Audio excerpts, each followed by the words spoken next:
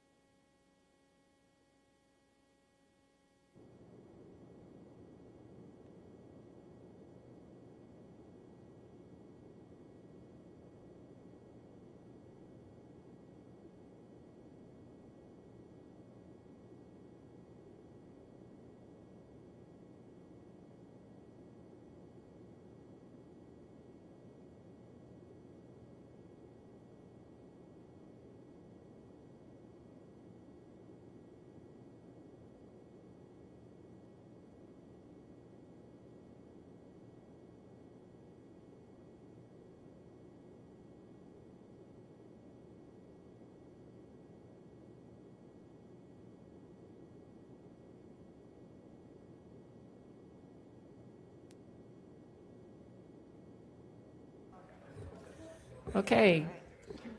Good evening, everyone. welcome. I'm Vice Mayor Devereaux, and Mayor McGovern is on his way, but I guess we'll get started and get some of the preliminaries out of the way. This is a roundtable working meeting with the City Council and the School Committee, and we'll be discussing plans for the Tobin Bassel Lane Upper School design and construction process. And this meeting is being televised and recorded otherwise by members of the press. So thank you for being here. I think we'll go around the table and the outer ring and just make sure that everybody knows who everybody is. And then I will pass it over to the city manager and we'll get started. So I'll move to my left. Elizabeth Liss, Mayor's Education Liaison. Dennis Carlone, City Councilor. Patty Nolan, School Committee. Emily Dexter, School Committee. Fred Fantini, School Committee. Hi, Jim Maloney, Operating Officer for the schools. Kenny Salim, Superintendent of Schools. David Kale, Finance Director, City, Cambridge. Louis DePasquale, City Manager. Lisa Peterson, Deputy City Manager. Michael Black, Construction Program Manager. Taha Jennings, Acting Budget Director. Sambol Siddiqui, Cambridge City Council. Alana Mallon, Cambridge City Council. Monica Bowman, School Committee. Craig Kelly, City Council. Quentin Zondervan, City Council. Oh, okay. Well, we also have Dr. Turk sitting back there and members of the design team. So, Mr. City Manager, would you like to get this ball rolling? Thank you. Thank you. So, first of all, I want to thank everybody for being here and thank the mayor for putting this meeting together. I think the working relationship that the City Council and School Committee has, as well as the city administration and the school administration, has been exceptional. And I think at this point in time, it doesn't hurt to go over some of the accomplishments that this group has put together since fiscal 12, because I think it's pretty astonishing. Back, I think, around 2011, Mayor Ma talked to Mr. Haley about taking on 3 major schools as an important initiative for the city. And we are now talking about our 3rd school. When the 3rd school is completed, it's going to be over $500 million. I can assure you, as being part of those conversations, Mr. Haley did not think it was going to be $500 million. But I just kind of want to go over briefly what we've accomplished, because I think it's pretty amazing. The ML King Putnam, $95 million, has all been bonded, all paid for. The King Open in Cambridge Street, $160 million, which is on time and on budget and will be open in September, and also solve the long-time problem of where we were putting the school administration. $240 million has already been bonded to support those schools. And I think if you look at the fact that that started in 2012, and you consider how much we've spent on those 2 schools alone, one thing we were committed to doing was keeping the tax bills at a reasonable rate during this process by really using debt stabilization. And in order to do that, the council had to have the wisdom to put the money aside ahead of time when it could have been spent for other items. And during this process, as we've invested $243 million alone in these 2 schools, we've had a property tax levy increase over the last 5 years of 4.5% annually and 4.9% 10 years annually. So while doing this, we've been able to have tax bills that have been controlled and consistent. And I think that has really been a major factor in allowing us to show our commitment to education in these buildings, because now we address the $250 million Tobin School, which is in our plan, yet there really is no opposition in terms of spending this type of money due to the fact that I think we've been able to show that we can manage it, keep the bills down, and our commitment to education, not just in buildings and in infrastructure, but also in working on the budgets. From previous city managers, the commitment to education has been second to none. But one of the concerns was, as we did all of this, how was it going to affect everything else that was going on the city and school side? And I think one of the things that, we've also been able to do, and really working closely with Claire and Jimmy through the years, is we've also addressed over $10 million at the Fletcher Maynard, Graham and Parks and Morse between roof repair and exterior repairs, over $3 million in boiler repairs, over $5 million in playgrounds connected to schools in Russell Field. So again, an incredible working relationship that has gotten a lot of work done. As we take a look at our current bond schedule, which goes through 23, we have put $165 million for the Tobin School in that schedule. That leaves the remaining $85 million to be bonded in 24 and 25. And even though that seems a ways off, it's important to realize that that will be on us before we know what happens, and the question is what's next. And in talking to the school, I think how we go about that's important. It's certainly up for discussion. I know the school is looking at a study to take a look at the 5 remaining schools, even though there were 6, because we will have information on 1. And then really the discussion is going to have to be, do we continue the process of doing 1 school at a time, or do we take a look at maybe finding substantial amounts of money and taking on 2 or 3 schools at a balanced number? But whatever the decision is, I think we've positioned ourselves to be able to afford it, because even with all the debt that we have sponsored, we have right now sitting in a savings account, due to understanding that this was coming, $55 million in the debt stabilization fund, which really sets up for the future of the Tobin and whatever else we need to do. And we are committed to continue to have that fund grow through the years. So I just think, even though tonight's about the Tobin, it's good to take a look at the picture of where we are, that we've also done the Solomon Garage in this bond sale for about $1,250,000. So it's a great working relationship. It's a working relationship that works. We're incredibly excited to start the Tobin process. There's a long way to go, but based on what's happened with the last 2 projects, I'm really confident that we can get there.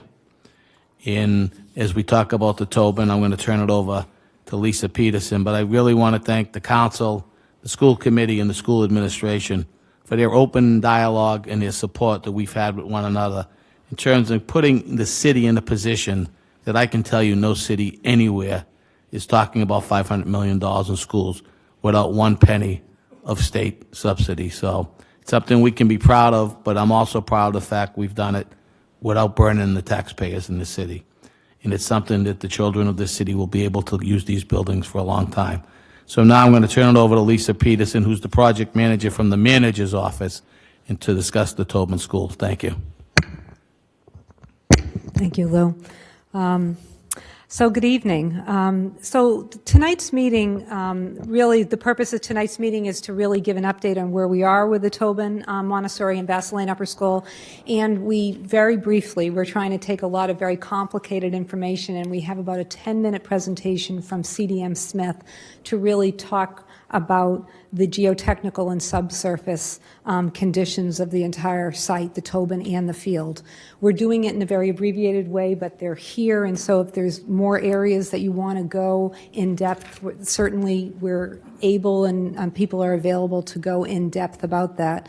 Over the past year, we've been very carefully looking at the subsurface conditions, just collecting data and characterizing the conditions section by section to enable us to really figure out the best way to build a building.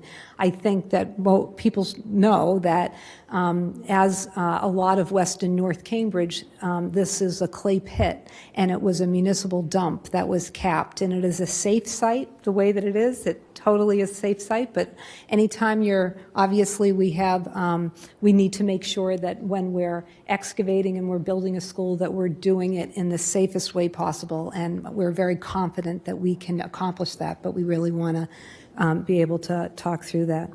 I want to introduce briefly the team. I know you've met Michael Black. I think Michael, we're very lucky to have Michael, who's really the construction project manager for all these projects, and also another project manager. The project manager on the site will be Brendan Roy right here, that you'll all have the opportunity to get to know.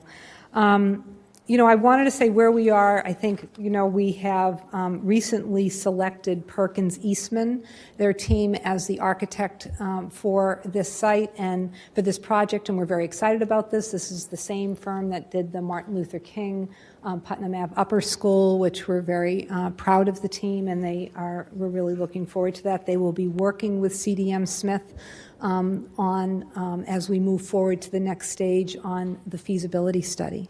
So we're in final. We don't have a contract quite yet with Perkins Eastman, but we're very optimistic. We'll get there. We should have a contract very soon. And by next month, we're going to begin the feasibility study. And the feasibility study will take us through the fall.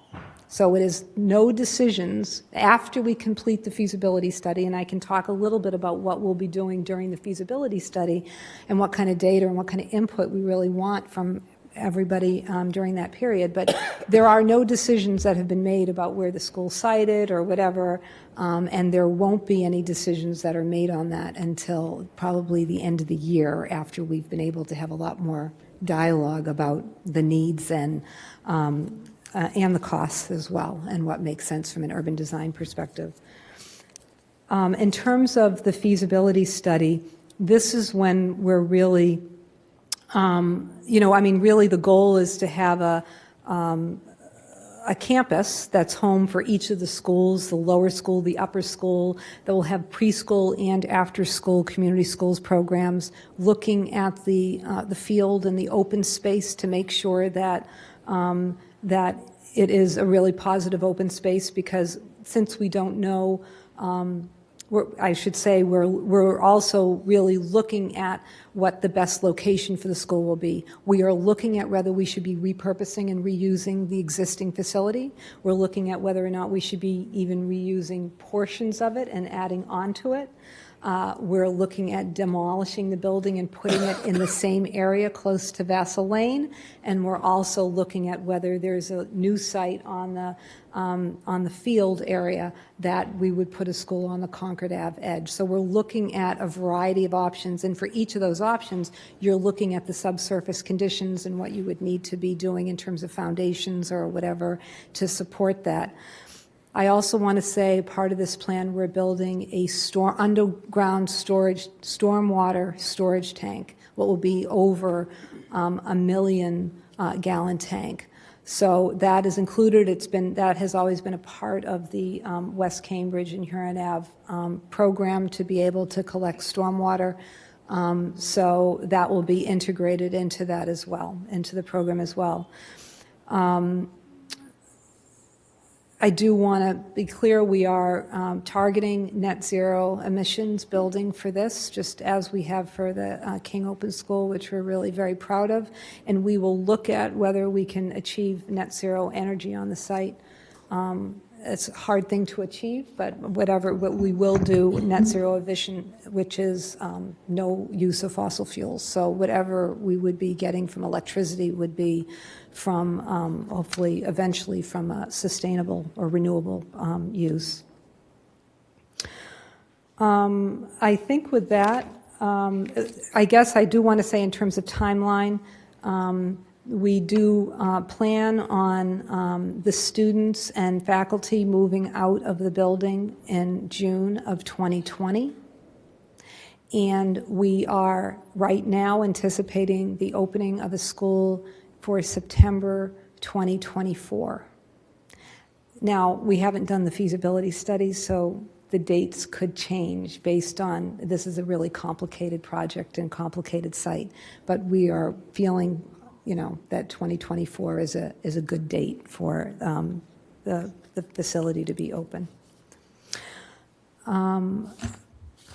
So at this point, I think that I would like to introduce Mike Schultz from CDM Smith, who has a presentation that they'll be doing briefly, and again, we're certainly available for questions.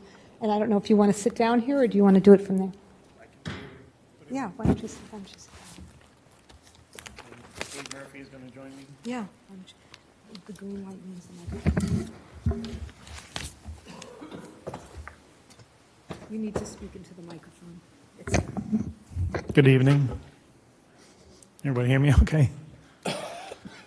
First of all, I want to, on behalf of CDM Smith, I want to thank everybody for inviting us here tonight. We're going to give a very brief presentation on what the work has been done so far. But before I do that, I'd just like to introduce the CDM Smith team, if I may. Kate Murphy is sitting to my left. Kate's a licensed site professional. I'm a geotechnical engineer by training. At the podium, Mark Salvetti, who was one of our remediation engineers, and then Jagrut Jathal sitting in the back seats, and then Carol Rigo, who is client service leader for you all. So with that, I want to get right into this. What we want to do is just give you a brief overview of the site conditions, both the current and future conditions as we see it. I'm going to give an idea of the geotechnical and the environmental investigations that have been completed to date. I want to talk a little bit about the site challenges for the new school construction. I want to talk about the next steps, which is really, as Lisa mentioned, the feasibility study and some conclusions. First thing I'd like to say, though, is that the current school site is safe for its current use. We have no issues or concerns about the current condition of the school. So our project approach was, first, we need to understand the site conditions, especially if we're looking at taking on this new construction. So the geotechnical environmental investigations were key to this. And again, the current site conditions present no risk, but we'll be presenting tonight some of the information that we've learned. And the next step is really to develop those options for the new site programming. And the CDM Smith role is to work hand in hand with the architect to help them identify some of the key issues with any of the site work that would be geotechnical or environmental related. Next one, Mark. So the challenges for the new school is that we have a site, the subsurface conditions of the ground, what's underneath the ground here, presents some challenges for the foundation design and the construction of that new school. We know that the existing building, for example, is founded on piles that were basically put in through the dump materials that are on site. And also we know that when we start disturbing the ground, the site preparation will disturb the soil, the groundwater, the air, and all of these things are going to require some special handling and making sure that we're doing things the right way.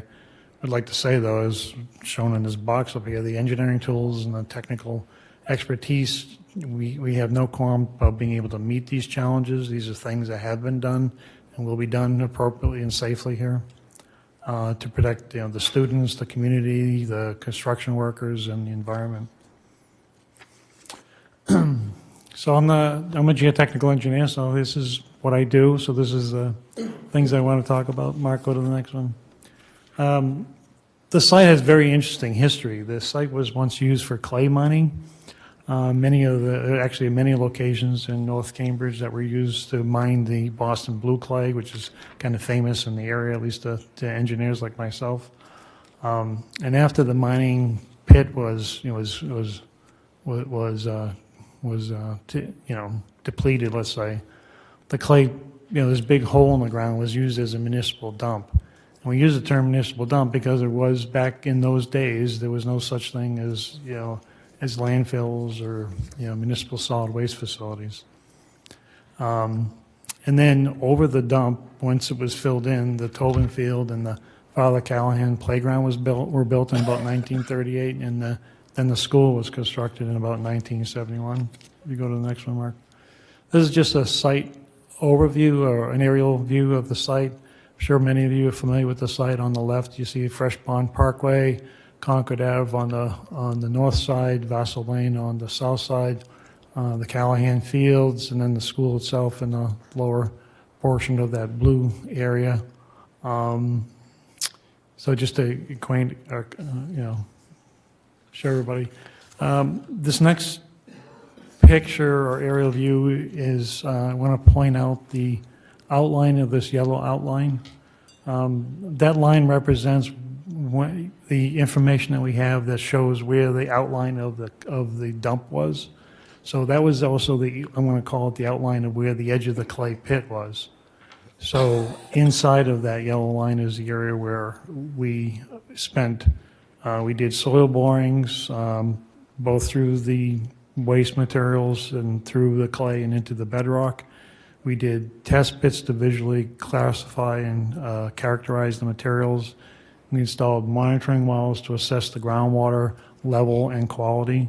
We did laboratory testing of the physical and engineering properties of all of these materials so that when it comes time, we'll have the information that we need to help the architects here understand what the conditions are that we need to know in order for us to complete the feasibility study and later on the engineering.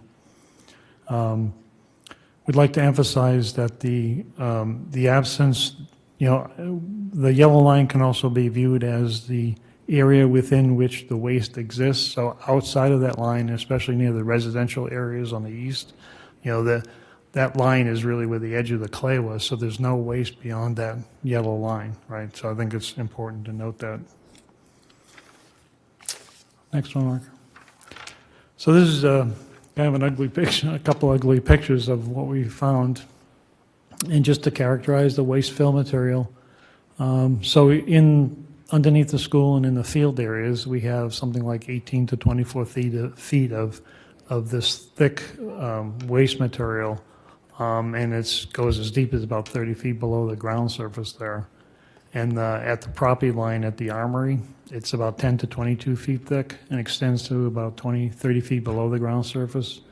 Would point out the majority of this material is below the water table. The water table at the site is very, very shallow. It's only about, as shown here, about 4.5 to 12 feet below the ground surface.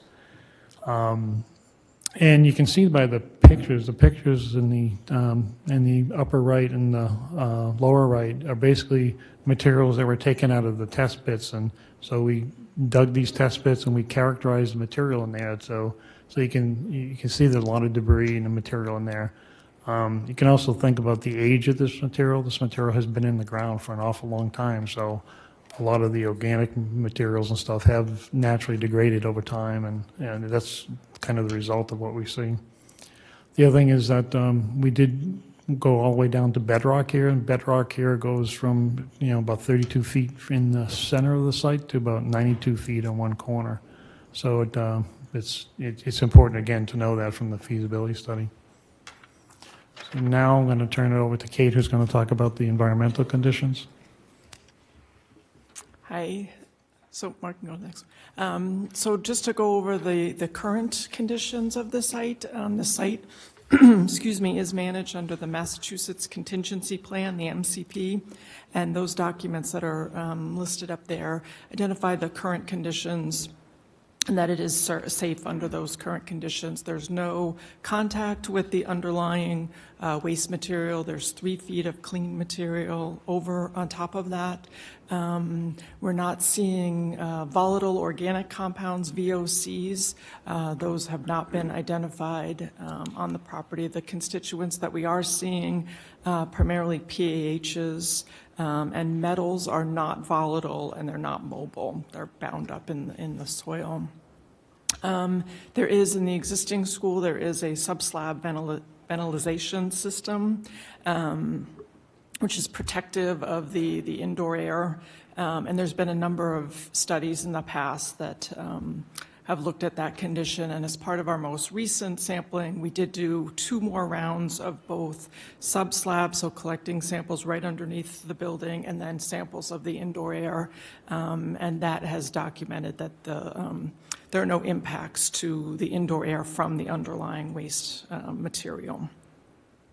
And looking at groundwater, we are seeing some impacts with metals, but again, we're not seeing those other more volatile constituents. And the Fresh Pond Reservoir, which is nearby, is kept artificially high so that local groundwater is not getting into that reservoir. And, so just to go over some of the sampling that we did 35 soil borings. I think yeah, there they are. So that was to characterize the extent of the soil and waste material, and to see what's actually in there. And then I think the next one that's going to come up is the test pits. Okay, so 5 test pits. Oh, no, I'm sorry. Those are the 10 monitoring well locations. We did 5 couplets, so there's 10 10 total monitoring wells, and then we did 5 test pits, and then we also did 28 landfill gas probes.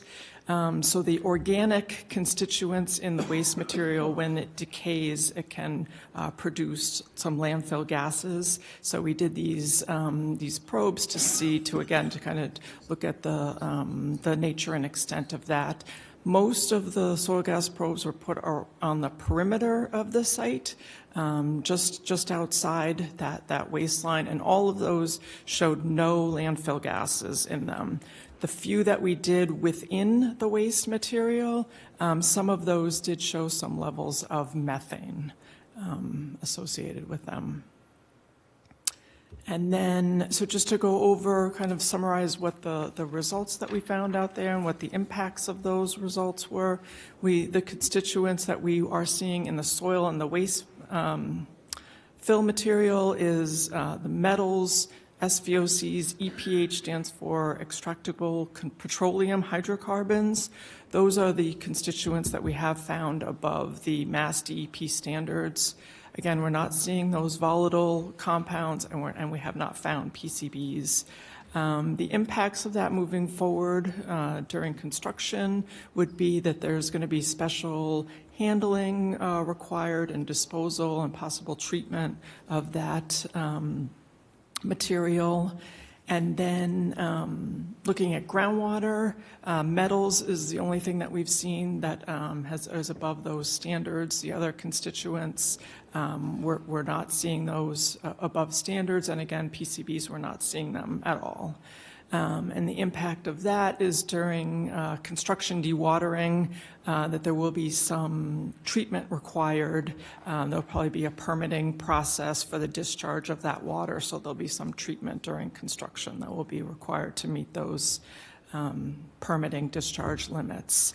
And then for the landfill gas, again, we're not seeing any outside of the perimeter of where we're seeing that waste fill material, but we have found some methane within that waste material, so that will need to be monitored and mitigated during construction. So that will all be part of the feasibility study.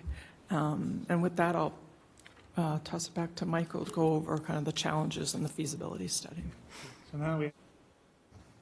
now we have a good idea about the characterization of the subsurface here. We are looking at the challenges for looking at building a new school. So here's just a list of the geotechnical challenges, and I'll talk about the environmental ones in a minute. But obviously, I think we can't build on top of ground this waste for a new school, so we'll have to, if we're going to be looking at putting a new building on top of that, we'll have to figure out how to support that building with a foundation system. Question will be whether we should remove the waste fill or not, and if we do and we create a deep excavation, what will happen to that? We'd have to worry about dewatering the water, making sure we're treating the water properly before we dispose of it, those kinds of things.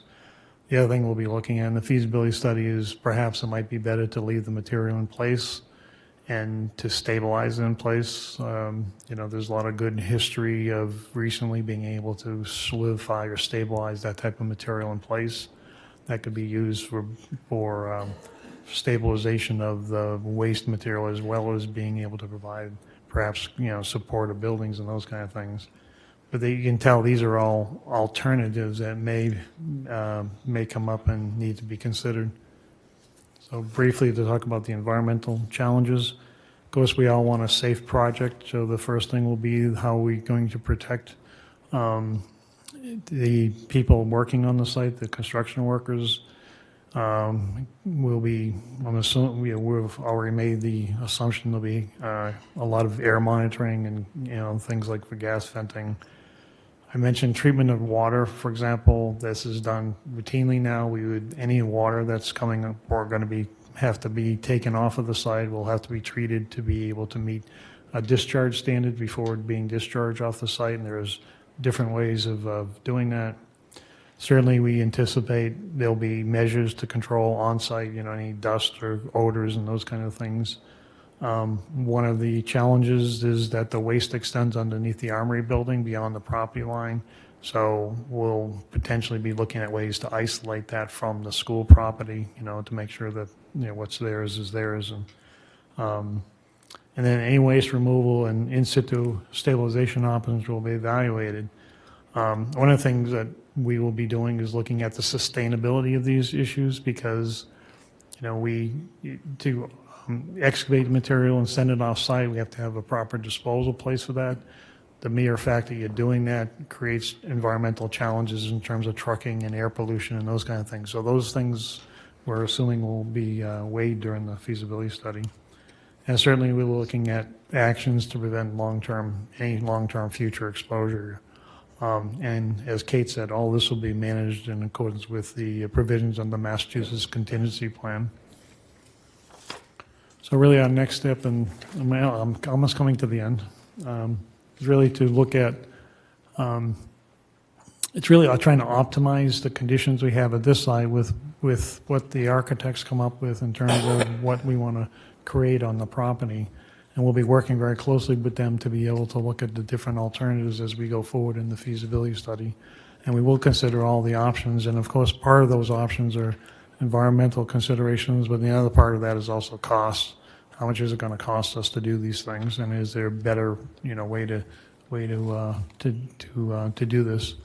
So key areas to be addressed is management of landfill gases. That's going to be critically important. Managing the soil management, including things like, rodents and dust and odor and all those kinds of things that come about with any kind of construction in this type of property. Dewatering, as I mentioned. The other issue is just how to do the building on the site, the excavation support systems. We may have to dig underground, and that will require, stabilizing the ground so we can keep everybody safe. And then really looking at the idea of maybe some of this material should remain in place and be stabilized and made safe there as opposed to digging it up and sending it off-site. So those are some of the options I'll be considering. But based on everything we've looked at so far, we believe that the project can be completed in a, manner that will be protective of health and safety of not just, the on-site workers, but the residential neighborhood, the community, and the occupants of the new school, of course, and the environment. And so this is just the beginning in looking at those alternatives, and what's going to happen will be what comes next. With that, turn it back to Lisa. Thank you. I just want to note, we did have a community meeting, a public meeting a couple of weeks ago. We had an even more detailed presentation that we gave at that meeting, and all that is on the website. We have a project page, the presentation, and the data that behind that is all on our website right now. So just for your now. And at this point, I think we're open to questions. I don't know if we wanted to open it first for if there's any environmental questions or however you'd like to handle it, Mayor. Thank you. Excuse me, thank you. Sorry for being a few minutes late. And also, I got a text from school committee member Kimbrough that he has a sick child at home and was unable to join us and wanted me to express his regrets for not being here. Why don't we start maybe with if there are questions around the environmental impacts or the presentation. Does anyone have any specific questions? Councilor Zondervan, then Councilor Kelly. Thank you, Mr. Mayor, and through you, thanks for this very detailed presentation. I do have a question about the option to remove the material. It doesn't sound like a very good option, but I'm sure you'll look at it in detail. But if we were to do that, where would the material go? So based on the testing that we've done, that material would, most, if not all of that material would have to go to an out-of-state facility because it does, the in-state landfills do have certain criteria that have to be met, and a lot of our samples did exceed those criteria, so it would in large part have to go out of state. Thank you. So again, I just want to express some real reservations about taking our waste and making it somebody else's problem. So to the extent that we are able to keep it in place and obviously safely deal with that situation, I think we should look at that as a preferred option. Yes, that will all be considered as part of the feasibility study, yes. Thanks. And is that a full list of the chemicals that you found that were presented to us, or is there more detail in your reports? The reports that contain the actual data are available online, yep. But do they have additional substances that were not listed there? So no, what I listed there was the kind of general groups, the categories of constituents that were found. So there's nothing in addition to that. There's just more detail, like what type of metals, what type of those PHs, SVOCs that are found. But there's nothing. I covered all the categories that we've found. Thank you. Are we looking at any other sites? Is there any consideration to remediating this site and then leaving it as green space or as playing fields and building the school somewhere else, or is that not a consideration at all? That's not something that we are looking at. We own this property. There's advantages of building on property that you own. There's a large facility that the schools need at this point in terms of needs. I mean, I think in the future you may be able to look on whether some of the other schools you might be able to add on to, but we are not looking at acquiring a parcel to put the school on. Thank you. Councillor Kelly. Thanks. Thank you, everyone. I don't have specific questions, but it sounds like there's a lot of trucking that's going to go on, so I hope that every contract and subcontract and sub-subcontract associated with the construction and the environmental remediation and so forth includes some sort of significant bike safety measures, because these are the sorts of trucks that kill people.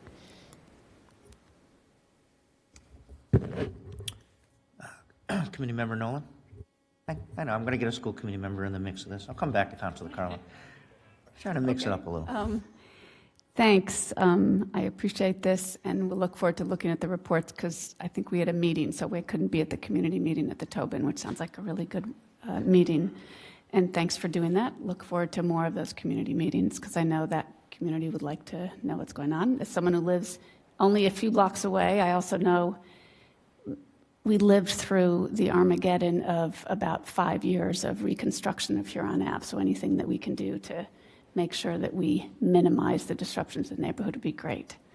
I heard Ms. Peterson say that no decisions have been made about the design of the building or the location. So if it turns out that the existing foundation and the existing building can be used with relatively minor renovations, since we're not right now talking about any major increase in student size, would that then mean that most of these environmental and the geotechnical concerns would not be as onerous because there's an existing building on site with an existing foundation that's already been in place for a number of years?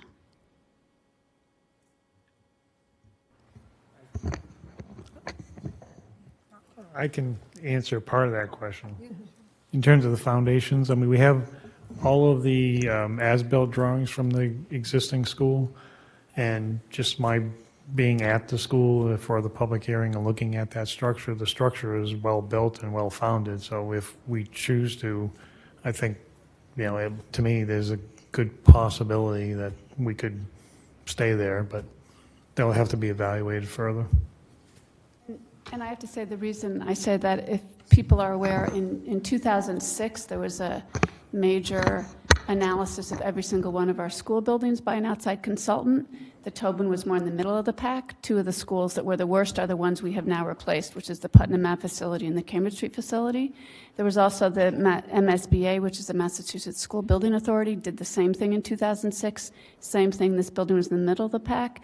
They also, MSBA came in 2017, so just a year and a half ago, did an assessment of all of our buildings, and once again, Tobin was not actually, that building was not viewed as in as bad condition, actually, as some of the others in our district. So that's good. That's good news to me, that it means it was solidly constructed, which a couple of our buildings, as we know, may not have been in that situation. So I know that we don't know for sure, but I was just curious as to the assessment. If it turns out that we can use it or build on to the existing facility, then it sounds like many of these issues might be more easily mitigated than if we decided we were building, for instance, on where the field is. Mr. Black? Well, I guess I would say that that's not necessarily true, because anytime we put a shovel in the ground, all of these procedures has to be maintained. Plus, we do have the 1 million-gallon storage tank, and we will have to put an addition on the school, knowing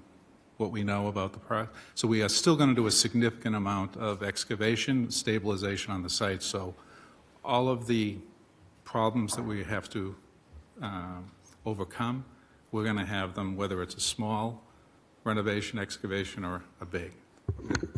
We're still going to have to do it all, and I think that was your initial question.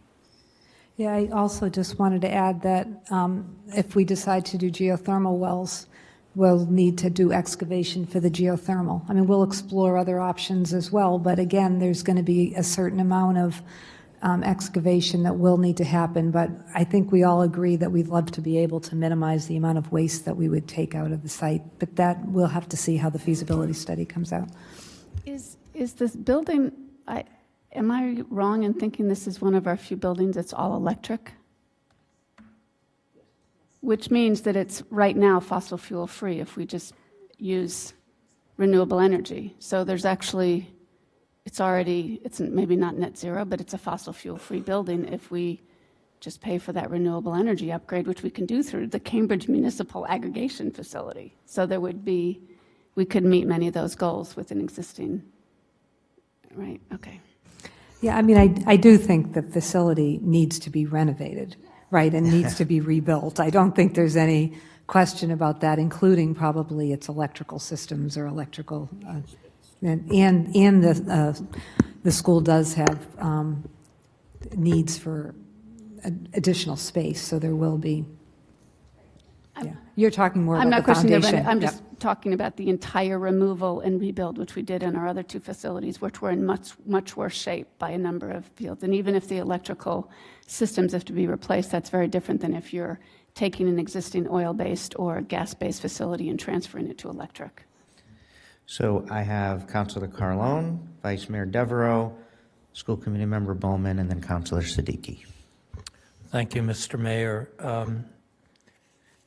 Yes, you will completely overhaul the electrical system. The code has changed pretty dramatically. The insulation qualities will be dramatically changed. I imagine all the windows would have to, it would be a major gut at a minimum if you save the structure.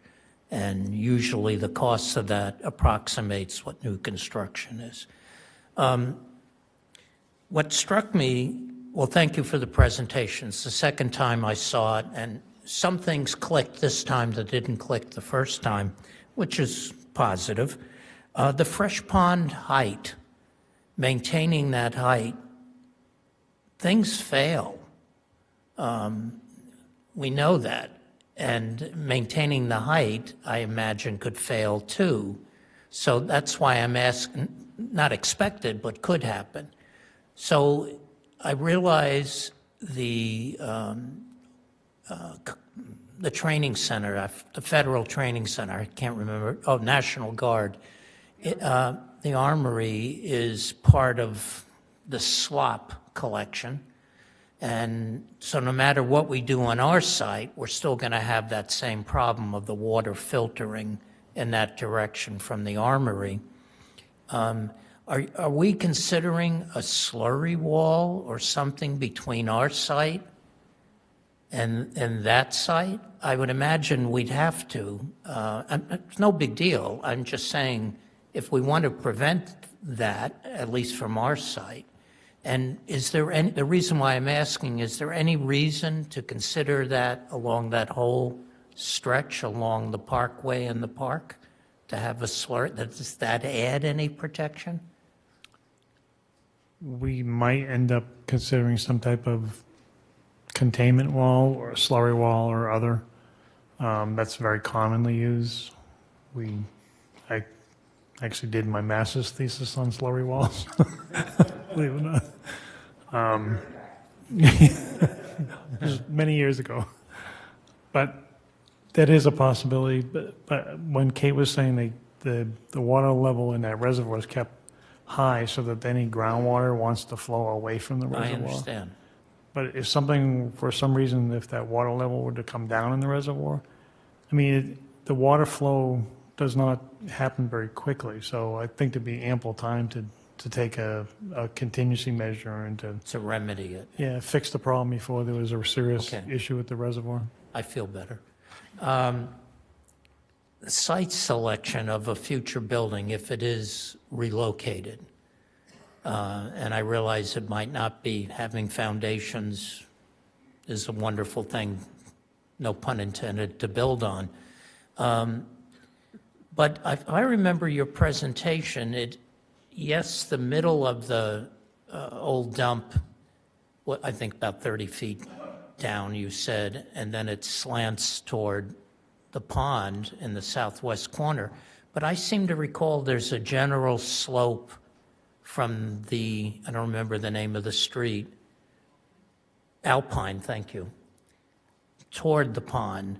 So do you foresee any event? My own gut says that we might seriously want to consider to build between the two streets along the property line, not on the property line, of Alpine Street. But maybe the savings are minimal, if any. I mean, you do have some solid land there. And that way there can be an internal, well, I'm advancing the conversation too much. There are a number of reasons why, from a site planning point of view, that makes sense. Is there any geotechnical or environmental reason, advantage to doing that? As far as given the information you know, and I know more's coming. The slope and grade that we talked about at the public meeting wasn't the slope of the waste fill. You can think of the waste dump as having been a bowl that was carved out of the earth in that clay. Oh, it's all across. It's even. Underneath now, the clay layer is sloping away from the site, and Yes, the bedrock surface is sloping away. That's so, what I'm referring. Yeah, so from a foundation perspective, if we had to go all the way down to the glacial till or the bedrock layer for the foundation, that would be much deeper, so it'd be beneficial to locate the building, where the bedrock is shallow, right, where the support is closer to the ground. But that is a cost issue for the most part, more than anything else. Okay. I do have some program general questions, but I realize we're not at that point yet, so I'll bite my tongue. Thank you. Vice Mayor? Thank you. This is my second round of this, too. Thank you. I didn't notice before mention of odor. Is odor, because I live nearby, is odor related to the fact that it was a dump? Is that what the odor we're talking about? Because you also said that the organic waste was old and mostly decomposed. What kind of odor are we talking about? How bad is it going to be? Yeah, I think the odor is from that that waste material, that decomposition. We talked about, that there's some methane associated with that, and when we did do some test pits out there, and you could get some odors when you were standing, kind of right over that. But as soon as you kind of backed away, we also put meters around there, and as soon as you got, 10, 20 feet away, it dissipated pretty quickly. So it's the odors we don't think are from any chemicals. They're just really from that decomposition of the waste material. How bad do you think? Well, it was very weather dependent. The warmer it was, the stronger the odors were. On very cold days, it wasn't too bad. So it's really hard to say exactly how, bad. And like I said, it seemed to dissipate. It seemed to dissipate pretty But those are test pits, and we're talking about Understood. potentially digging a gigantic hole and trucking out truckloads of this stuff. So I know you can't really answer that question, but that just was like a little bell that went off. Yeah, I know. There are lots of reasons to do that. Could I add just one thing, though? I mean, the idea would be to put engineering controls on that so that when the ground was exposed and it started producing odors, there would be a contingency plan in place to mitigate those. And you know what I'm saying? And part of the mitigation might just be don't dig up as much all at once. Don't do it on a hot summer day. Some of the things that you can mitigate are seasonal in that respect. So there are some things that you can do to mitigate those odors and control them. Mayor's making jokes about Febreze, yeah. Bunch of those car air fresheners. Yeah, okay. Moving right along to, also on the subject of digging, is underground parking part of the thing? Because you have a big surface lot. Yes, because when you put in a new building, an addition or a new building, you have to dig it out, and it's much more cost effective. We will in any plan be putting parking below grade. Good, okay. And then this leads me to a topic that probably everybody's tired of hearing about, and that's trees. In your feasibility study, can you tell me what you're going to be doing to look at the very mature trees, particularly the ones that sort of ring the site around the Vassal Lane Alpine? I mean, I hope those are going to be given consideration equal with other things in terms of how and I realize how technical it is because I saw the really detailed slides about all the different things you have to balance, geotechnical, environmental, and all of that. So I realize it's one more thing to throw in there, but those trees are really important for a lot of reasons. So we will, in the feasibility study, be looking at what the impact on the trees are for the different options, on the significant trees. So we understand that that's something we need to take into consideration when we're... Thank you. Okay, that's it for me. School Committee Member Bowman. Thank you so much for the presentation. I had a couple of questions regarding if there is a possibility that it's more of a redesign. I'm very curious of your experience with taking a building that's more of a renovation and making that net zero. Most of my experience with net zero facilities come from the ground up. And so do you have any experience or can point to any other examples of body of work that you've worked on or across the country that you're familiar with that took a existing structure and turned it into a net zero building? If I could just say, we don't have, CDM Smith certainly are geotechnical engineers, but they're not our architectural firm for the building. So I think it would be it's an excellent question, and I think it would be better to hold that conversation until we have the team, including the net zero consultant, to be able to answer that. Okay. I think it will be challenging. I do want to say it would be challenging to take an existing building, and even though I think there are also some advantages of not removing the waste in the facility. Mm-hmm. My other question probably is more for the architect as well, but I'll just say it since I'm here. In the work that I do with the Urban Land Institute, we often talk about design of buildings in the context of climate change and mitigation. So yes, I do understand that trees are really important and very valuable, and also understand that there are ways that you can construct buildings and design them to make sure that you're mitigating and taking into account some of the changes in climate. And so I think that's going to be really important, particularly as we move forward when considering the design of the building. I do have some other questions. Are we doing a second round? This is more towards the city and not necessarily. Okay, I'll wait. Okay, Councilor Siddiqui. Thank you. I'd love to see a roof garden on the school.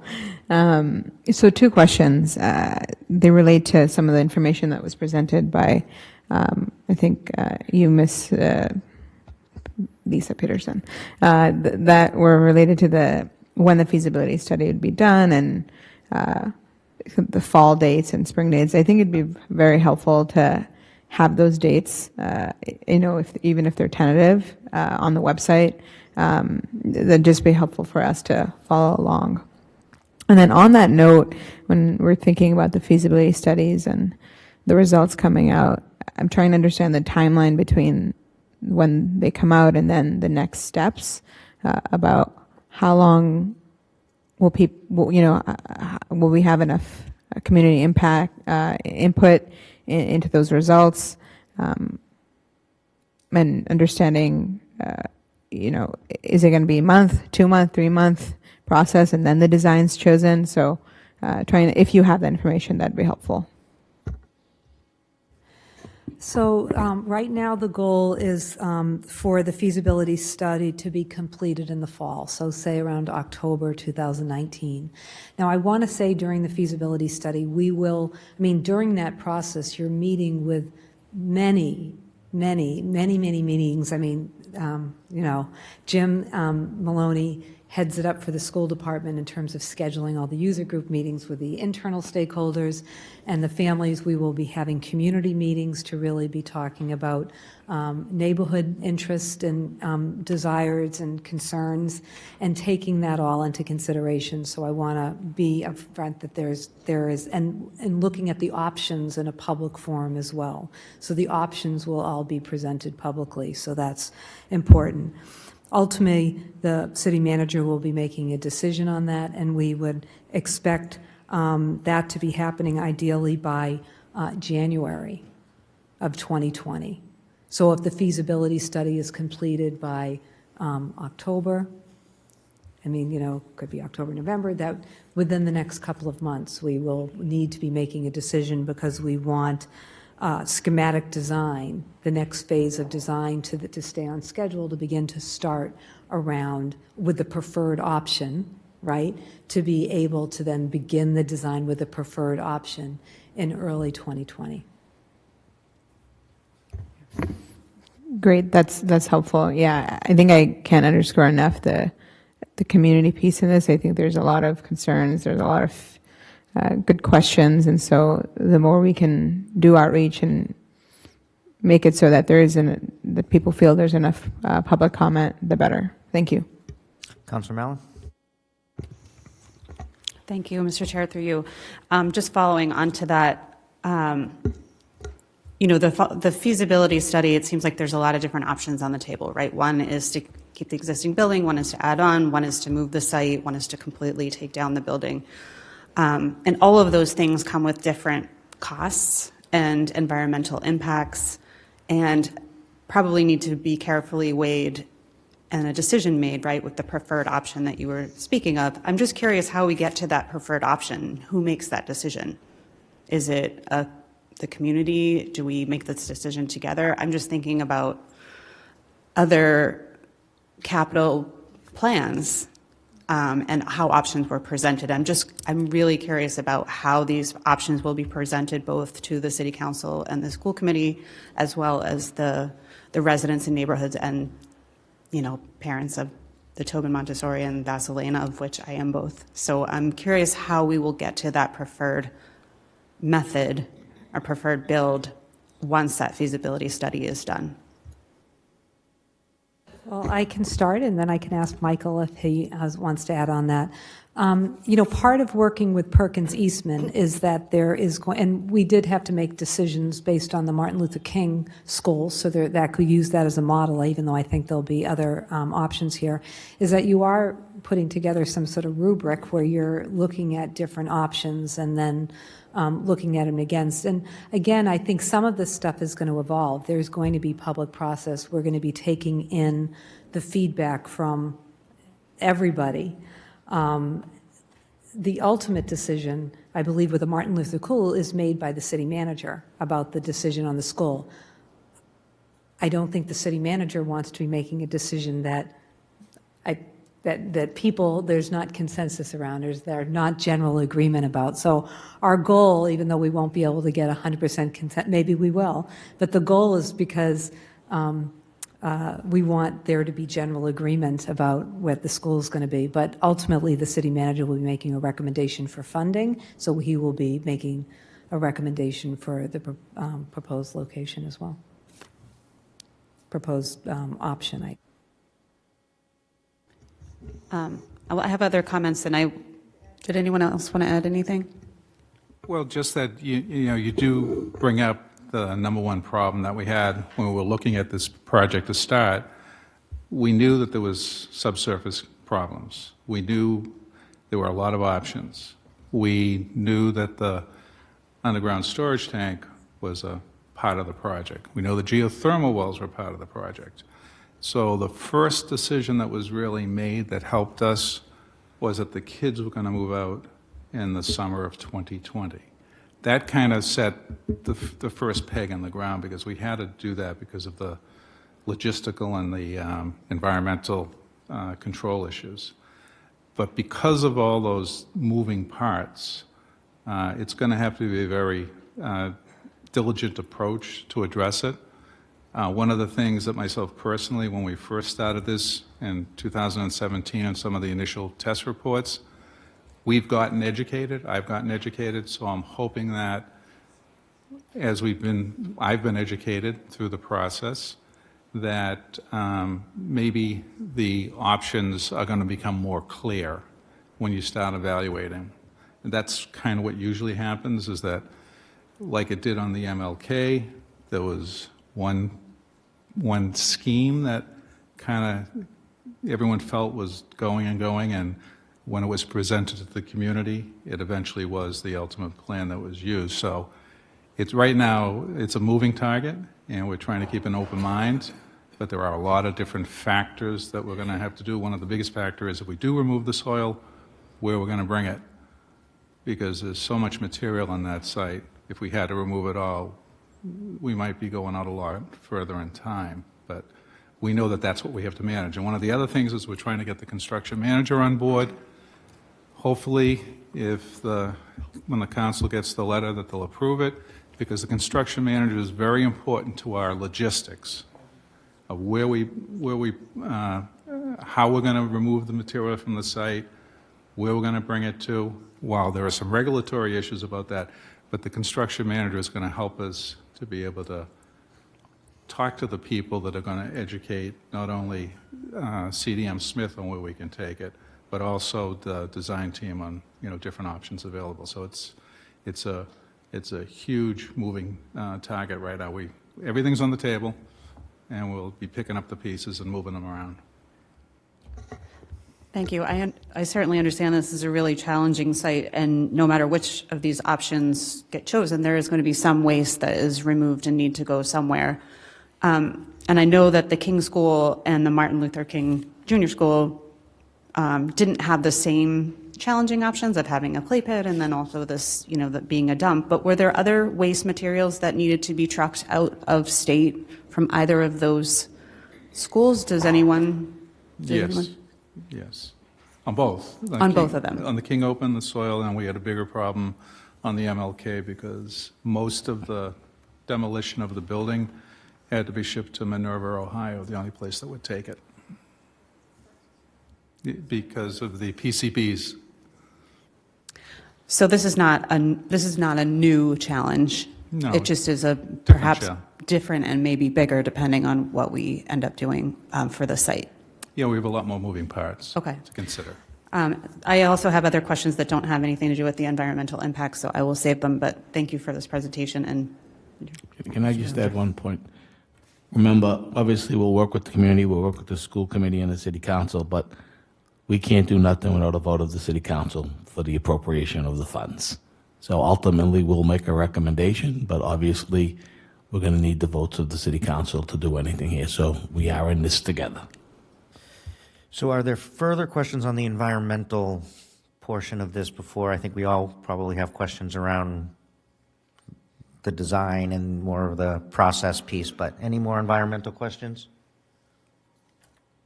Come on, Ms. Bowman. left off.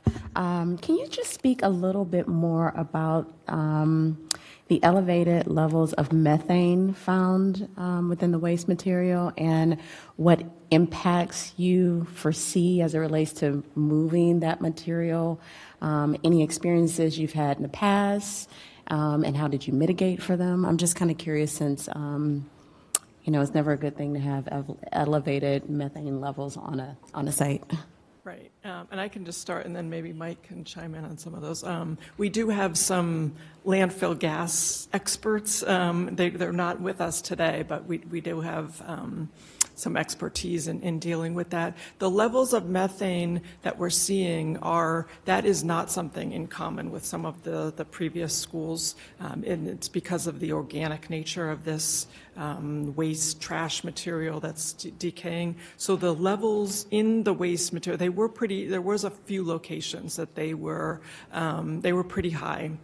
So it was definitely something that has to be, monitored and controlled during construction. And like I said, when we were doing our test pitting operations, we set up perimeter monitoring and never saw anything in the perimeter monitoring. So it does dissipate very, very quickly. So it's going to be primarily a concern for the construction workers themselves when they're down in that excavation and the operators. So that will all be part of the feasibility study evaluation. And Mike, I don't know if you have anything to add to that. The only thing I would add is that the ability to control is you need to be able to monitor and understand what's happening, right? And the ability to control that is first and foremost the safety of the people working, right? They have to be protected, right? So there are ways of early detection, early alerts, and those kind of things will be taking care of that. There are some ways to suppress some of the methane generation, but it's something that has to be worked out in some detail and considered very carefully before we start moving anything, I think.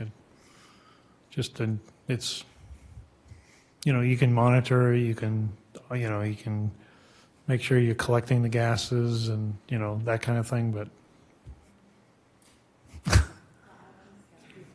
I think as we continue the process, because it's significant, and I think particularly for the people, like you said, directly impacted first, which are the workers, as well as the broader community that live around that site. I think I think we owe the public just some due diligence as we continue the process. So it's just something to keep in mind, just to keep people at ease, because that's significant. That's all. Thank you so much. Councilor Zondervan? Thank you, Mr. Mayor. Just to be clear, the methane is produced from the organics breaking down.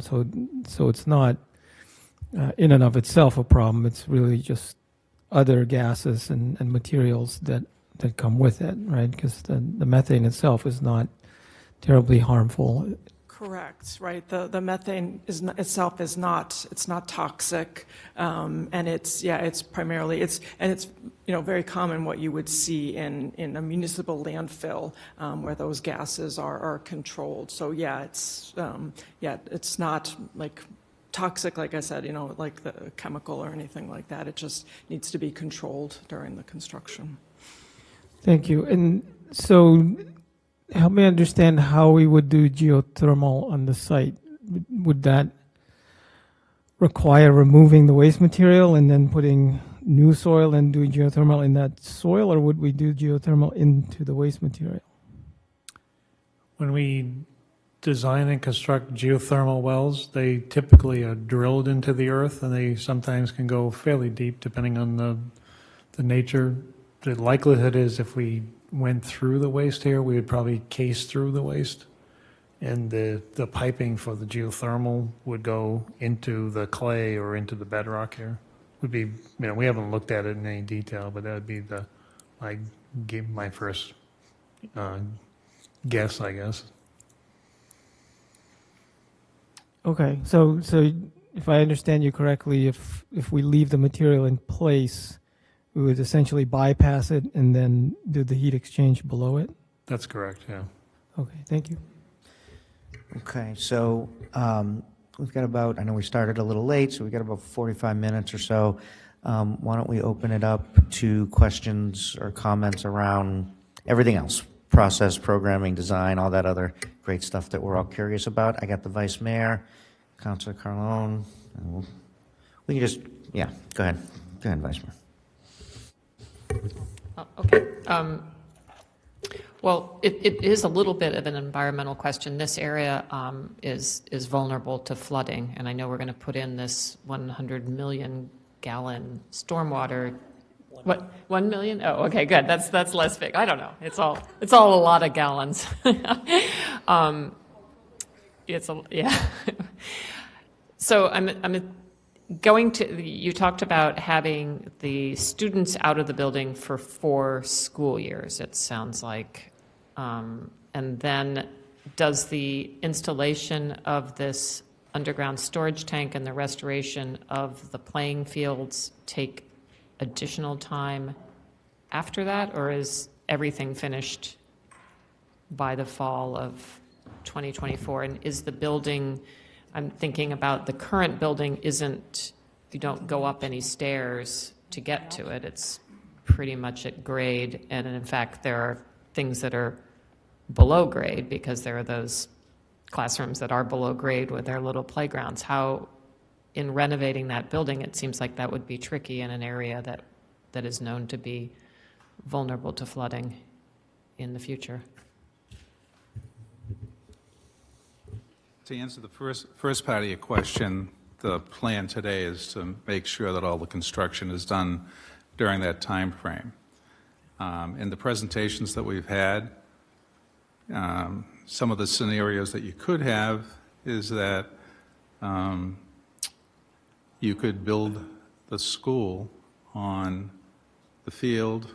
You could demo the school where it is now, put the tank in there, and at the same time be doing the installation of the geothermal wells in the other areas.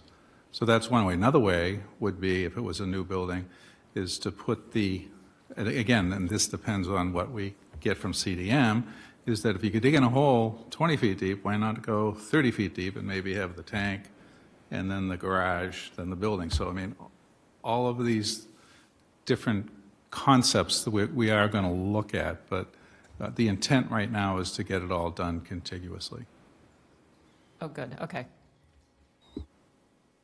Done? I'm done. Councilor Carl? Thank you, Mr. Mayor. I'll be brief, and I have to leave at 7:15 for another meeting at the Planning Board. I wanted to ask about the program, and I realize part of the architect's responsibility, probably with the school committee and staff, is to develop the program, and it might only be preliminary at this point. But we've all talked about preschool, pre-kindergarten, and I thought actually the number of students were going to increase at this location. My friend Patty said not much increase. It hasn't been decided, but that's what I had heard. So I know in the new facility on Cambridge Street, I was disappointed that there's only 2 preschool, pre-K classrooms. How many are we considering here, or that's still not programmed? It's not programmed, but there is the ability to add preschool classrooms in the facility. I mean, we have more options to be able to add space, both in terms of regular education and preschool education. They're to a limit, of course, but there's the opportunity to add there. Well, since the city needs an enormous amount of preschool space to meet our future needs, I hope we max that within reason. And I know the program will include how people drop off their kids, including buses, because the more kids on site, I don't think you can use Concord Avenue or even Vassal for that in the future. I think that's why I keep seeing this connective road going through the site. But I'm glad, and we'll talk about that when that time comes, just to be up to date. That's great. That's all I have to say. Thank you, Tom. Mr. Mayor. Ms. Nolan? Thank you. What I just meant was we haven't talked specifically about what enrollment would be. We're in the process of developing that plan, so we don't know right now. This isn't quite directly related to this, but it is somewhat related. We have a couple other school buildings in dire need of renovation that are, again, by some external folks who have assessed our buildings, are in worse condition than this building. So part of the question on the financing of this is if we, as we move forward and understand the costs of this, are we then thinking that those would have to be put out another 5 years, or can they be done earlier? Since there's, what we don't want to do is be in a position of have those buildings which right now need some renovation, 5 years from now they're going to need even more if we aren't able to put some thought into ensuring that they are reaching the minimal level of renovation and upkeep that we need in order to make them the facilities that our kids deserve. Through you, Mr. Mayor. Does that make sense as a... No, it's a great question. Right now, this bond schedule runs through 2025. So that means no additional bond money is programmed for schools other than regular boiler and maintenance like that till FY26. As I said, if you took what we've looked at, we've probably come up with during this time, over the 5-6 year period, another $20 million to help school facilities. But if you're asking, could we do a 30 or a 40 or $50 million as well as the Tobin's going on at the same time, I would say that would be very difficult with all the other needs. Can we continue to do roofs like we're doing as they come up with the Morse and we're doing with Graham and Parks? Those type of items, absolutely. We need to keep that ball moving, and we've been working closely with Claire and Jimmy on that. So the one thing I really want to bring home again is even though we've bonded $243 million to date, we have really still tried to address with $2 million here and $2 million there some of the other structurals to the other schools that obviously need to work. So we'll try to continue to balance that, but it is going to be difficult to just add another $40 or $50 million project on. And right, and we'd all like that to come underneath what we think, depending on what options are chosen. In terms of timing, it would also be really great to see if we can have timelines more in line with what school districts throughout the state do, that very few do 3 or 4 years, even if there's net zero, which only takes a few extra months to do the drilling of the wells. So anything we can do to ensure that our students are out of the building for less time would be a much desired advantage, because what that also means is then we can get on to the next round of opening up school space, because as we hit this crunch space, one thing that happens is we're using a couple of our buildings for swing space, and as our enrollment goes up, the sooner that swing space is available for more permanent space will be better and less crunch for all students. So that I hope we can work on that and really take a critical eye to see if we can make this more in 3 years instead of the 4 that's projected. Ms. Dexter? No?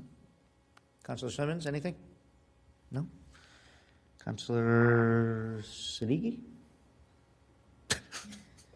Councilor Mellon? Thank you, Mr. Chair. I guess I'll ask all the questions.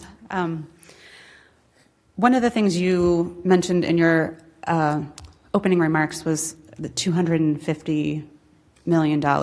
And I'm remembering from the fiscal 19 capital discussion that it was $230 million.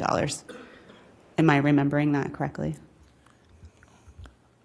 Probably. We've been between 230 and 250, but we really understand the need for extra space, and now that number could have gone from 230 to 250. I think 250, based on all the numbers we've heard, is pretty reasonable, but there could have been a 230 number.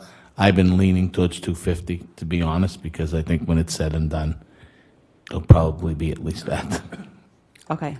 I just want to make sure I have now a new number in my mind, which is 250.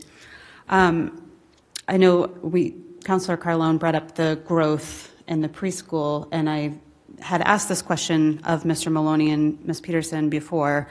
In the RFP, it looks like we're adding about 240 students to handle both the increased enrollment in the area, but also it looks like this year, in the current school year, there was 97 more students in grade 6 than there were in grade 5. So there's definitely going to be an enrollment increase both in the lower school and in the upper school even before we start working on universal preschool. But in the email from Mr. Maloney, it said that the feasibility study will also have access to the enrollment projections by grade that will be developed by the consultant hired by the city to conduct the universal preschool study. So it's definitely being looked at and thoughtfully cared for. So I just wanted to call that out. I know that space, there's only so many kids you can put in one spot, especially if you're thinking about pick up and drop off. I have spent the last 12 years of my life picking up and dropping off at that school, and it is challenging even at current enrollment levels. So, and I feel like every time Councillor Carlone mentions putting a road through, I feel like I see the city manager just thinking about West Cambridge Little League and sweating. I just wanted to ask a couple of questions around the swing space. Are we going to be using the same swing spaces for the same school? So the Vaseline Upper School will go to the Kennedy Longfellow, and the Tobin Montessori will be going to the Longfellow School on Broadway. Is that still the plan? We've never said that was the plan. We've said that those two buildings will be in play. The Vaseline Upper School is larger in its enrollment because of the sheltered English immersion than both the Putnam Ave and the Cambridge Street Upper School were. It's going to be a challenge to fit the Vaseline Upper School in the Kennedy Longfellow building. At the same point in time, there are certain challenges with putting the Tobin in the Kennedy Longfellow building. We've had several meetings. In fact, there was another meeting today between the principals to try to figure out the best allocation. So the short answer is that we have 2 swing spaces identified, but for this, it is entirely possible that it will be opposite of what it's been. That no plan has been made yet, but people are aware that study is ongoing. And we hope to have that decision really within the next couple of weeks because there are other space issues contingent upon which school goes. I understand the challenges there. That is a lot of little people in one building. I think particularly next year, since you have that hour. I think the Kalo and the Tobin both start at 7:55. That's correct. So that I'm assuming you guys are thinking a lot about that, and that's very challenging. We are. I think that is the challenge. There are other benefits to putting the 2 schools together at the same time, and we'll continue to sort of play with that for the next couple of weeks. But it's going to come down to a matter of can the Vaseline fit comfortably in the Kennedy Longfellow building without intruding upon the Kennedy Longfellow building, which of course is the whole school. We want to respect that school as well. Absolutely, and I totally, like I said, I totally understand the challenge, and I think the SEI program is around 90 kids. Well, the SEI program is really driven by the classroom need, and there's a SEI program at the Kennedy Longfellow. There's also the SEI program in the upper school, and there's the SEI program at the Graham Parks. And we'll be looking, as part of the Tobin building as well, at both the needs of the SEI program and possibly relocating that to another school, as well as, and these are all long-term discussions here, not next year, as well as some of our special education needs, which continue to grow, particularly the autism strand. Okay, and then my last question is maybe a little bit selfish of a mom of a rising 6th grader.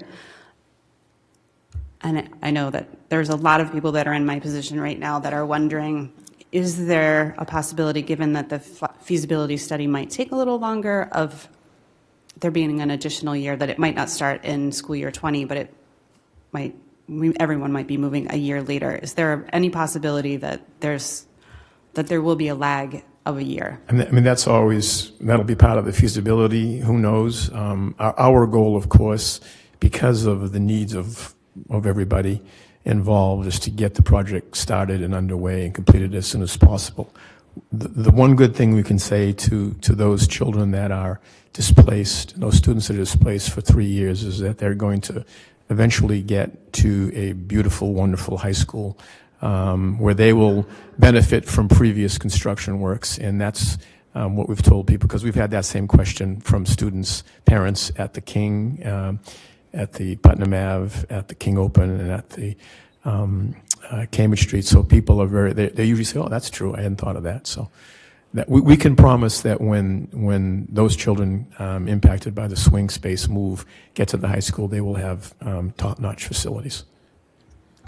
Well, I appreciate that, and I certainly am willing to do my part to make sure that the Tobin School is a beautiful school in the future. So thank you. And those are all my questions. Ms. Bowman?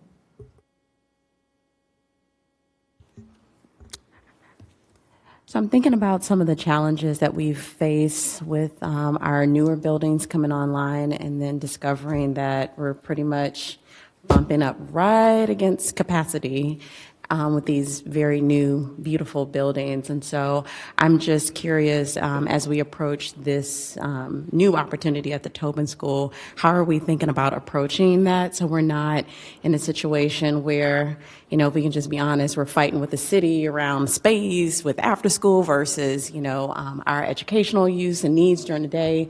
That's just not a good place to be in because, you know, we're all serving our children. So I'm just curious about your thoughts regarding thinking about increased growth moving forward and incorporating that into how we're thinking about space and capacity at the Tobin.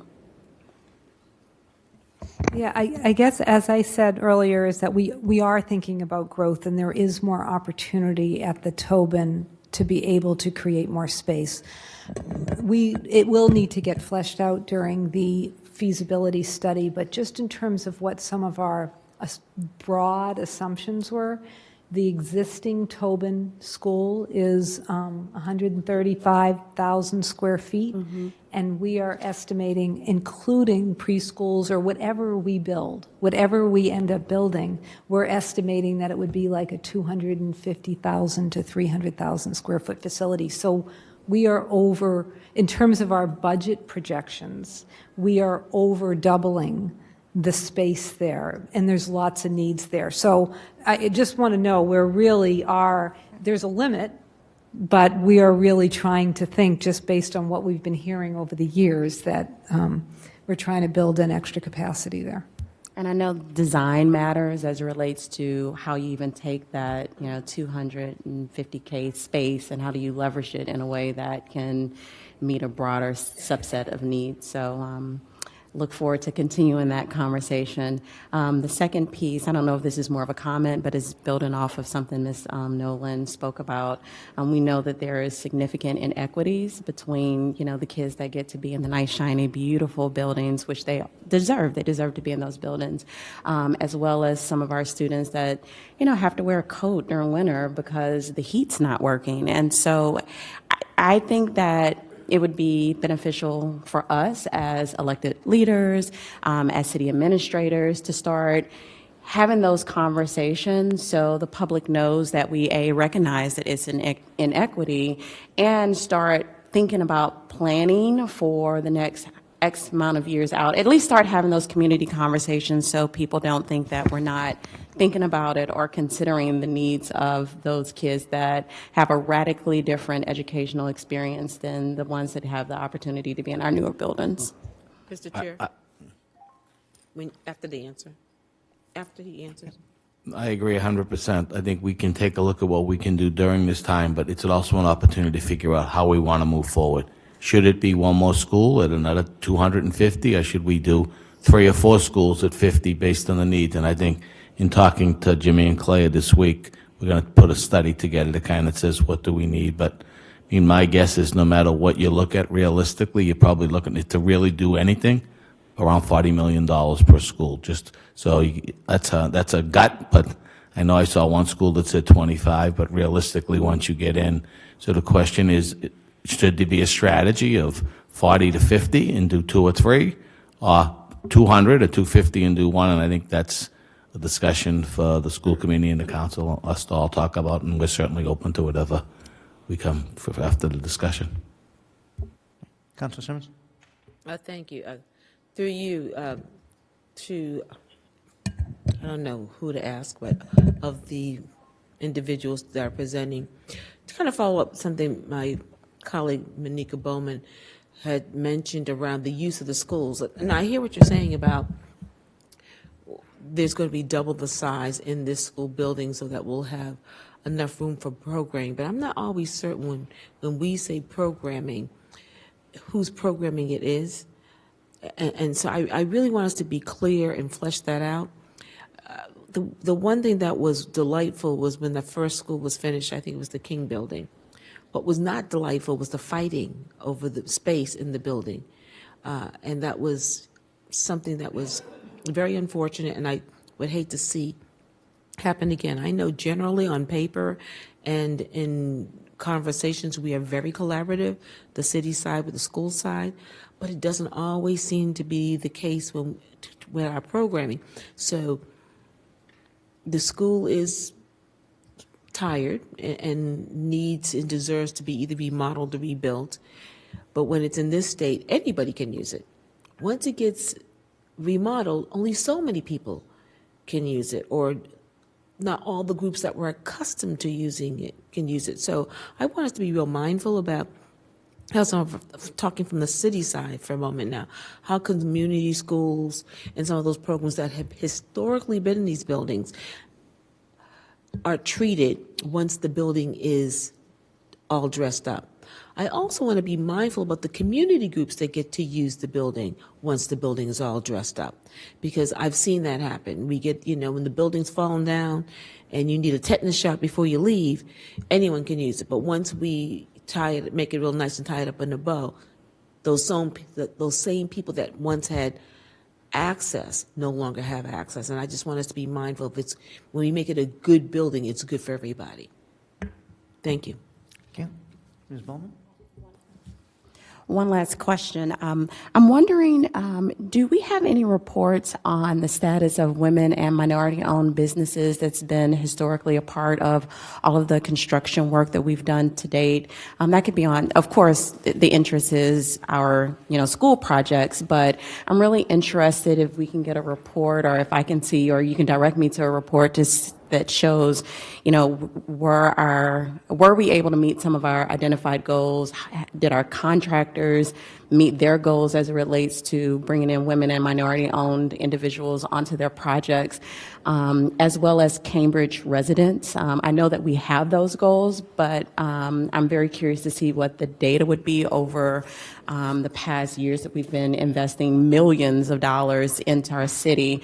And moving forward, thinking about the Tobin, I think it would be incumbent upon us, particularly with the programming that we have at the high school, that we have some level of connectivity, particularly with all these contractors and firms that's coming into our city, that we should be making some type of connection there and building the experience of our young people, so they can go on and build a professional career path in the construction trades or other areas that they're interested in. So if it's possible to get that report, that would be great. Yes, we do have that information, and from the MLK, we far exceeded all of the goals that were requested of us, and it just happens to be the same contractor on the King Open who's using that same process, and we expect to exceed all the required goals on that. We may not meet them, maybe on some of the residency issues, only because of the type of trade that may be needed, but they do a significant amount of outreach. We do have the data and the reports. I need to make sure that it's an electronic format, but our equity and inclusion director is one who monitors this with our purchasing agent, and we can get you information on that. Yeah, thank you. Councilor Zondervan? I have no comments. Councilor Kelly? Thanks. I would just reiterate the comments about space. I don't know how it's working at the King, but my memory is that was designed, at least in part, so parts of the school could be open when other parts weren't, to minimize the need for custodial staff and so forth. And that's probably worth a look before we get too far along this line. Thank you. Yeah, I'm gonna jump in and then. So I have a couple things too. I certainly want to, repetition is a good thing, so I want to echo my colleagues' comments around space. We had a school committee meeting, I don't know how many months ago, when we heard that the that Putnam Ave was already overcrowded, and then I almost choked when I found out yesterday that Cambridge Street is only going to be adding, I think, one additional classroom after all this. And granted, I know, with the MLK, the footprint was different. There were certain issues there, but at Tobin, there's a lot of room there and so, if we open this building and there are 10 empty classrooms, fine. They're going to get filled, and I think it's a great thing. I mean, we hoped that enrollment, as confidence in the district grew, and I think we always saw that pyramid of very high numbers at elementary grades, and then losing kids as they go to middle school, and we're retaining more kids at middle school, and more kids are coming. We hoped that was the case, but now we've got classrooms that are busting at the seams, and we don't have enough space. So I think that is my main concern and focus. I think Ms. Bowman's point about RISTA is perfect and spot on, and let's take advantage of. We should be doing this with all the construction that's going on in the city, not just the school construction, of getting our kids involved. On the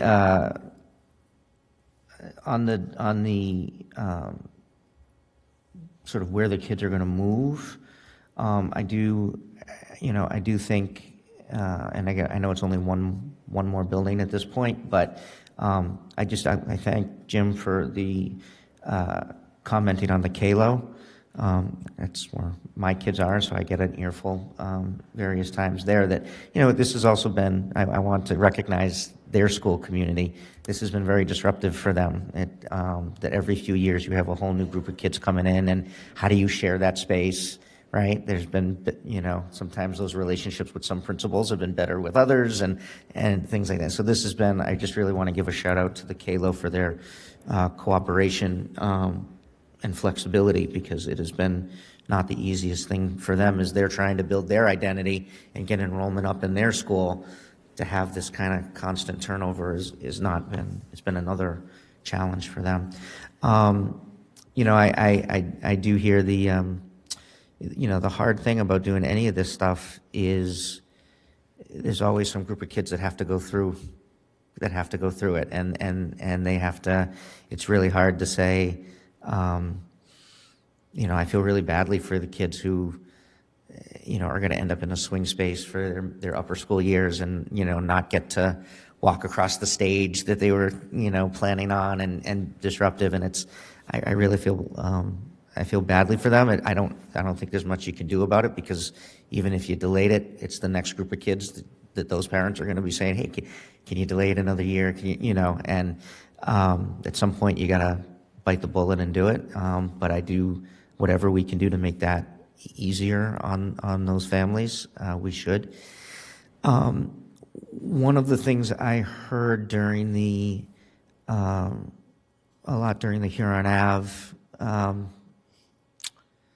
construction project was, and correct me if I'm wrong, Vice Mayor, because this is your neck of the woods, and Ms. Nolan, people had asked about on-site staff, like people had questions about things that were happening sort of in the moment, and there wasn't someone there that they could walk over to. There was no trailer, or if there was, it wasn't staffed all the time, and people sort of felt like, wait, I have a question about what you're doing today on my street that I didn't know about, and there was nobody there to kind of help them understand what was going on. So I think having some on-site people to communicate with the community, and that's the, we have to be really, that's where the biggest breakdown seems to always happen. And I know that with construction projects, sometimes you can't plan out everything perfectly, and sometimes something takes longer than it should, or it starts at a different time than it should, but we've got to stay on top of the community conversation and communication, not just the big picture, But if you're going to be digging up somebody's, near somebody's street and near somebody's house, and it's going to be noisy and dusty, we got to make sure those people know when that's happening so that they can prepare for it. So I really want to make sure we spend a lot of time on that. But in general, I know we have to do the feasibility study.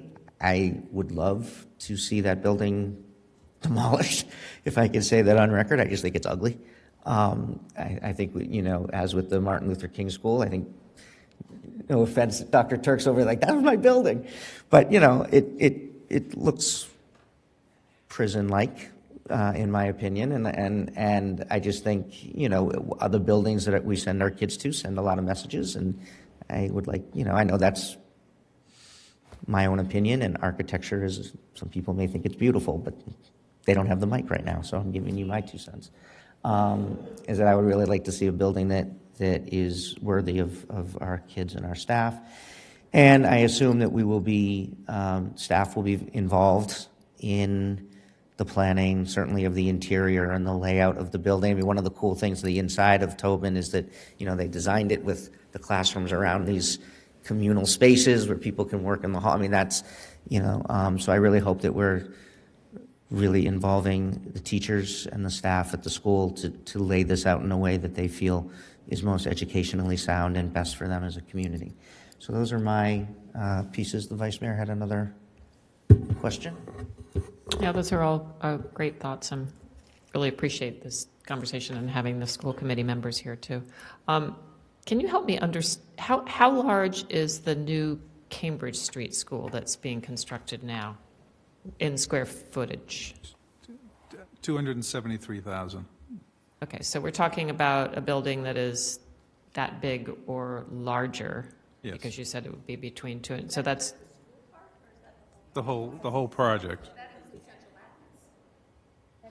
okay. But I'm talking about a physical building, so I don't really care what's in it. I'm talking about just like sheer size of building. So we're taking a building that now we're basically making a building that's about 2.5 times the existing footprint of the building. So Yeah, the existing building was 114,000 square feet, the King Open. yeah.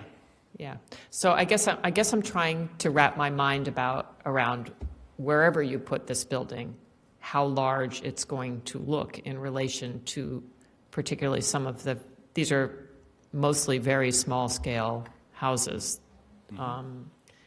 And then the other question I have is I recall when you were doing the geothermal wells on Cambridge Street, the council had to sign off on something that had to do with designated open space being changed. So can you just walk me through sort of like how that works?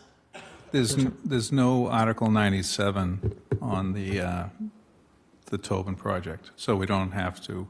So you don't have to do no, that. we don't have to, no. So I know this is a difficult question. How much open space playing field can be lost in order to, I don't think anybody really wants to lose any of the open space park, regardless of how you cite the new thing. So what are the constraints there? I guess if it's not in Article 97, are there constraints? Or You know what I would say? The King Open School, even with constructing a 270,000 square foot facility, by putting the parking underground, we're able to increase the open space by over an acre. So our goal will be not to be losing open space, but I think there's a lot of that we're not looking at losing open space. Now, we have to look at the feasibility study and understand how everything plays off of each other and the costs of putting everything underground and all that. But our goal is not to just take over the park and put all building there. Yeah, I know that's not your goal, but no, but that will inevitably be a question. We do not want to lose open space. Okay. And that's what we need to look at, and I think that's achievable with the underground parking, but we'll have to explore this in the feasibility study in more detail. Great. Okay. Thank you. So we're coming up against the clock. If any further last questions, Councilor Mallon? I'll come back to you. Councilor Mallon? Thank you, Mr. Chair. I feel like I was discussing the $250 million before, and I meant to ask this question or make a comment. Our Percent for Arts program on city-funded projects. We've had a lot of conversations, Ms. Peterson, myself, and the Mayor's Arts Task Force around the Percent for Arts and making sure that it actually is 1% of a total hard construction cost versus having a cap. So I guess I wanted to ask that question here tonight on whether or not this will be a true Percent for Art building, and make sure that we are making that commitment. Yeah, we were talking about it, and actually just Michael and I had a meeting with the Arts Council this morning. Yeah, it is in the budget an estimate to include 1% of the construction costs for the arts. And so that could be $2 million. It could be something like that. What we talked about this morning was whether, and this is what we need to really look at, is whether all of that money should be going for one site, or whether we put it in the Arts Development Fund and you put something significant like, $400,000 or $500,000 towards art on the project, and then you have money that could be used for other public art projects. We need to look at a number of issues about that, but we're talking about whether or not the ordinance allows that and how that would work. But the city manager has really made the commitment, and the budget reflects 1% for the arts for the construction of that. Aw, you guys. I was all ready for a fight, but now... Councilor Mallon is so happy. Let the record show that Councilor Mallon is Let the smiling record show that ear to I'm actually really, really happy. But thank you both so much for that, and thank you. Thank you. I had Patty next, but... A quick, really glad to hear all of this and look forward to working together. And back to the question of ensuring that we're being equitable in our construction across the city, it is, I'm sure you've probably seen the list, it's $130 million of our capital projects over the next 5 years, spread among all 12 of our schools, with about 5 schools each between $15 and $18 million of need. So I don't want to forget those as we move forward with this project. And I recognize it can be challenging, and I also just hope we can do everything we can along the way, because this is a city that doesn't want to forget those kids across the city, as Ms. Bowman said, that there's lots of kids in buildings now that are subpar. I just want to be fair and say, absolutely, we've been working real closely. It's difficult when you're doing projects like this, but how to find that balance is something that we take very seriously, and we will continue to do, I promise. Ms. Dexter? Yeah, so this is just a follow-up to that same question, because it's hard to tell parents your building is going to stay in the condition it is for another 6 years. The other 2 buildings are beautiful. They've got a lot of really, really nice features. I wonder if it's possible to save some money on this current building by not having it be so state-of-the-art, so that we could use some of that money to build out other buildings, because there's a clear equity issue here in terms of the learning environment. I think as we go through the project, we have always tried to develop the best project and know what the cost was. If there is a push to say downsize the project because people feel that is what we want to go to, then we will certainly have a discussion. But at this point, we plan on making this the biggest project based on the need for space, and it's targeted at 250. If it came in at 200, as far as I'm concerned, that 50 million is targeted to schools. Obviously, we'd have to go back to the council and talk to everybody, but any savings that we have, I would think would help support the schools. But these projects, very difficult to come in less than what we usually predict, but usually if we can get them online, that'd be good. But I certainly understand what you're saying, and I certainly don't mind being open-minded to figuring out how we're going to do all of this. Mr. Maloney? I want to just say one point on that, because certainly we are in constant communication. We had an hour-long discussion this morning about just what you folks have been talking about tonight, those buildings that are, can't wait 20, 30 years and a 5-year. At the same point in time, even if city manager and the city council said, here you go, we can only handle so much capacity of construction and interruption of the school year and school day at once. I can tell you right now, The month of March, we're going to be meeting in feasibility studies and focus groups with faculty at the school, with our specialists, with our generalists for the Tobin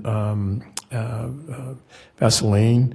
We're still meeting quite a bit on the King Open Cambridge Street admin building. So right now we may not be dealing with it publicly, but internally we're dealing with 5 major construction projects at different stages. That's a lot of work for the staff, Mr. Black's staff, Ms. Peterson's staff, my staff. So we have to balance that. It's not just a money issue, it's how much work we can manage at one time. And believe me, Ms. Peterson can vouch for the discussion this morning, we're pushing real hard, and I'm glad to hear a lot of what Ms. DePasquale has said today. And it's great that we continue to get, close to $20 million the last 5 years. We wish it were more, but at the same point in time, there's a limit to how much we can do at once. And sort of in closing, I do want to sort of reiterate something that the manager said, just in terms of this commitment to our young people in Cambridge, whether it's the schools, the money we put into the schools in terms of our budget, the capital projects, and I also want to thank, other departments in the city, because, we're putting all this money into our school buildings, but the fire department's been waiting for things and gets told we're doing schools. DPW's been waiting and gets told we're doing schools, and they don't fight that, right? They wait in line, and I just appreciate that, because it shows the whole city's commitment to our young people and our schools, because there's a lot of other departments that are in need of things too that could be fighting us on some of this stuff, because we can't do it all at once and pay for it all at once, and they're supportive, and I want to give them a shout out as well. But with that, on a motion by Ms. Bowman, seconded by, let's do some cross elected officials, seconded by Councilor Mallon to adjourn. All those in favor say aye. Those opposed, nay. The ayes have it.